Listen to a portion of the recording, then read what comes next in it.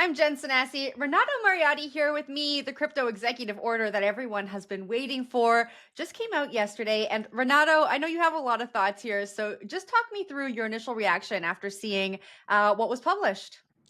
Well, I think the most important news is that President Trump ordered all of the federal stakeholders to come together: the SEC, the CFTC, and basically everyone under the sun in the federal government that's going to have any say in this are all being forced to come together as part of a task force headed up by David Sachs, who's the new crypto czar.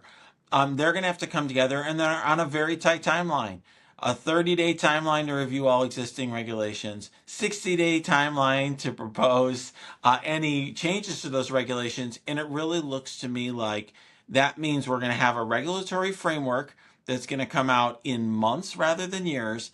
And it looks more likely that it's going to be based on rulemaking and regulation rather than legislation.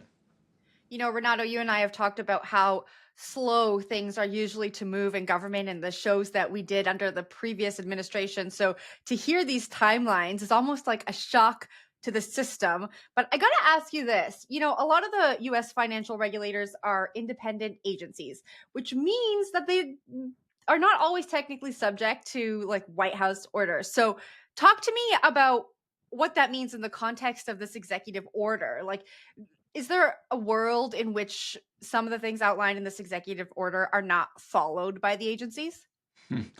Great question. Well, one very independent agency is the Fed, and that is not really fully controlled by the president. And that agency is, I think, part of the reason why you haven't seen legislation mentioned much in this executive order. There's a throwaway mention of how they could be the task force could propose regulatory or legislative changes, but it's really focused on regulatory, and I think that's because Trump doesn't want the Fed involved. He wants things he can control.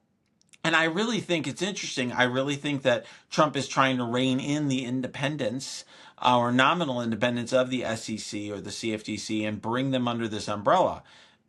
Just the other day, Jen, you and I were talking about a crypto task force that the SEC was rolling Hmm. out, trying to essentially stake their claim on this space and plant a flag. And now they're just rolled into this task force with everyone else. So they got to sit around with all the other agencies, and they really look like, from my perspective, having a diminished role. In other words, being part of a solution, but by no means taking a leadership role or being out in front.